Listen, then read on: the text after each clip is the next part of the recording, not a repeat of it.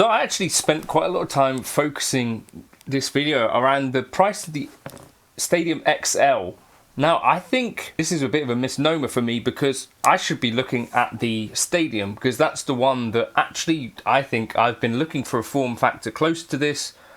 I didn't want an expression pedal necessarily. I don't use them on a gig when I'm using a modeler, and I liked the idea that it was smaller. The only thing missing for me was the scribble strips.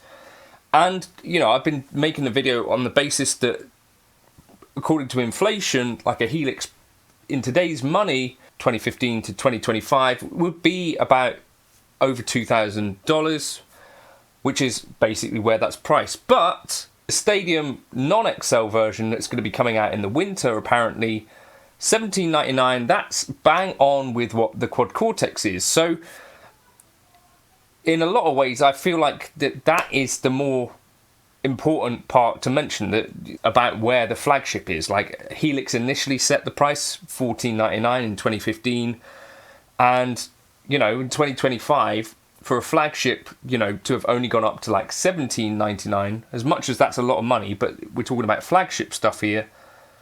To me, it feels like a little bit of a no-brainer. Would I buy a Helix? Would I buy the Helix Stadium? With the $200 difference between the two, I know which I would go with. And I feel like for that $200 uptick, you know, the only issue is that would you be buying a new Helix in 2025? I'm going to assume no. But I thought that was worth mentioning at the front as well.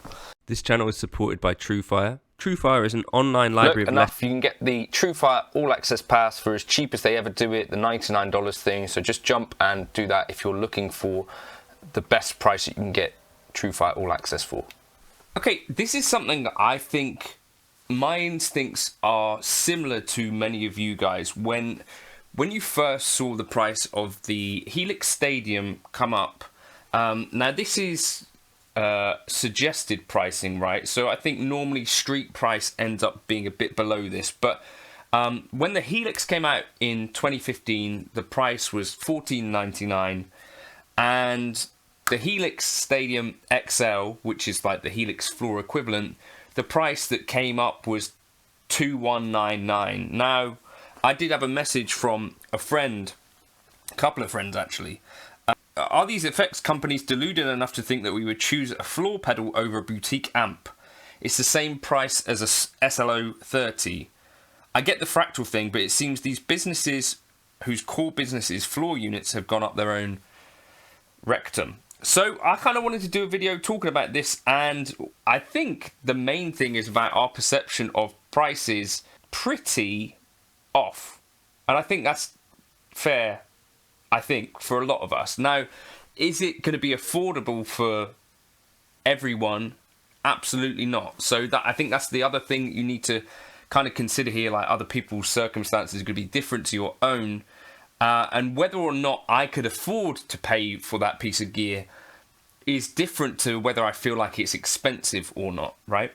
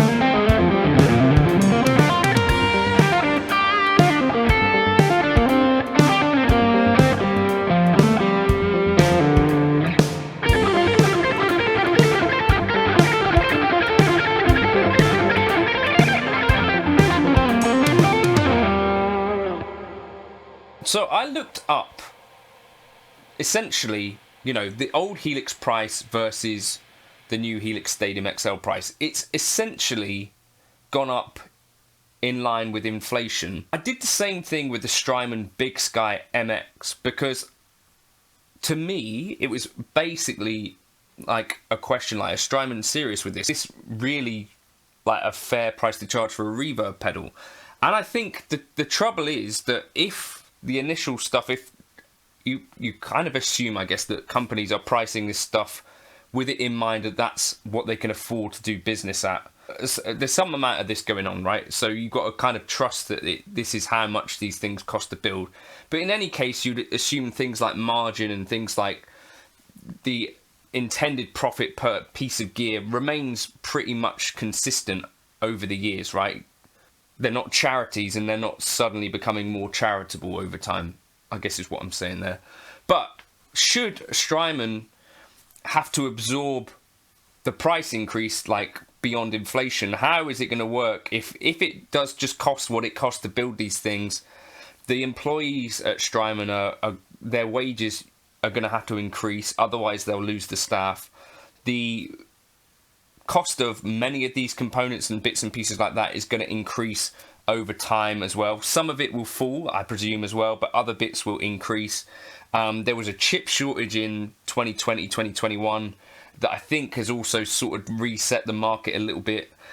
It's business, the music business. We've heard from people like Rhett Scholl and stuff like that as well, that these are smaller businesses really in general that aren't like huge companies that have loads of buying power, unless you're Behringer, in which case you're probably fine, to some extent at least. But I don't know if you ever do this either, but I remember when I was like working in a normal job, like what I thought of as like a really good wage was like 25 grand or whatever, like the average wage. Now the average wage, you know, when you look it up in the UK, is like 35 grand. And similarly, I decided I'd look at like a teacher's starting salary if you're qualified. In 2015, it was like 22,000. In 2025, it's 33,000. And you just think, right, well, basically, I've not adjusted with the times. Like, the amount of money just looks the same to me. I think that is a huge part of what's going on. But the trouble with that is that the Quad Cortex or the ToneMaster Pro have actually kind of been priced around what the Line 6 Helix was. So I think Line 6 is essentially kind of sets the cost of what people are expecting to pay for a flagship modeler from 2015 onwards. And then the competition have, you know, matched that more or less. And now 10 years later, when you bring out a flagship, you know, assuming it's like similar levels of quality to what the Helix was back in 2015, assuming it's similar levels of work, if anything, it kind of looks like from what they're telling us that there's an increase in functionality, there's an increase in things, there's things that the Stadium XL is going to be able to do that far exceed what the Helix could do. You know, you've still got to pay your employees, presumably their wages are going up each year. Like, I was looking at teachers' wages, like in the UK, I think it was 2023, there was a 6% suggested pay increase. Like, I think musicians in general live in a little bit of a bubble where actually our wages are pretty stagnant. Do you know what I mean? Like, it is pretty stark when you actually look at what someone from 2015 as a teacher might be earning versus 2025, just 10 years later, like 50% on top again. So I think that's essentially what is happening here. And I don't know if there's any way to fix that, really. It's a really difficult time anyway for retailers.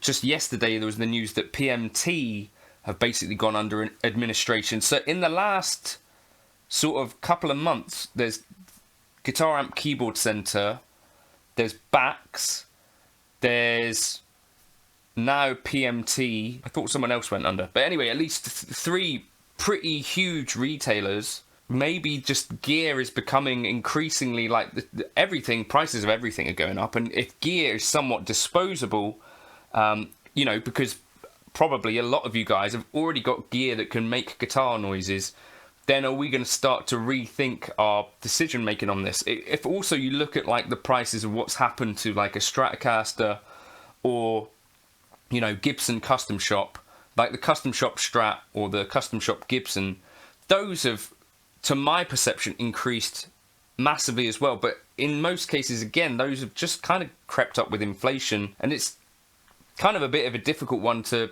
get across in my head, because it's like still, my head is fixed, like even 10 years ago prices were kind of expensive. What can you do about that? I guess you just have to try and adjust to this, and it's kind of going to be a difficult, especially when you think about like this tariff thing, which is potentially looming as well. Like, it's going to get quite tough, I think, for quite a lot of gear companies in this regard. But the cost to make a flagship modeler, I think the amount of work that goes into something like that versus making like an overdrive pedal or a clone of an existing overdrive pedal cannot be underestimated.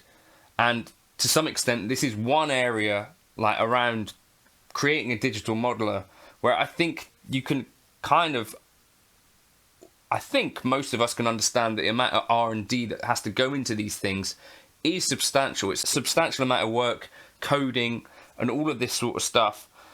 And I think that's where the cost comes in. It's not just the hardware, it's also like the actual coding of stuff is so much more substantial than building, you know, another version of a Tube Screamer. I think that's probably why you don't see that many companies doing this modeling thing. Probably. I think it's actually quite a hard way to earn, probably. I don't know. The cool thing is that I guess, like with the Helix Floor, there was like, you could trickle down the learnings that went into the Helix Floor into other smaller pieces of gear that more people might buy, like the HX Stomp, like the HX Effects, like the Podgo, like the Podgo Express. And so if you can kind of spread the cost of your flagship development across loads of little devices, I guess like the DL4 as well, then that's one way that you can get these things like economies to work in. But I think we probably have to get around this idea that actually, you know, 2,199 is the new 1,500. Like, that's just what it is. I don't know if there's any easy way to say that, but that's kind of, I think. Also worth saying, I think the 1799 Stadium, not Stadium XL, 1799, kind of, if the full Helix is 1499, you lose scribble strips, you lose, I think, an instrument input, something like that. That, to me, is actually a pretty good deal, and also what I would have wanted from the Helix in general, which is like, I don't need an expression pedal, and I'd like a smaller unit that could actually, you know, fit in a bag. You know, a smaller unit was what I was asking for, so it's kind of been there on a plate. Does that answer the thing? The only thing that I miss about that is that it doesn't have the scribble strips, but I could live with that, I think. So I'm, you know, belly aching about a 2199 model, but actually the one which is priced closer to the Helix, you get all of that extra processing power, new amps and all of that stuff for about the price of a Helix, which is, I think that's okay as well, probably. So maybe that's a point that I've sort of missed here.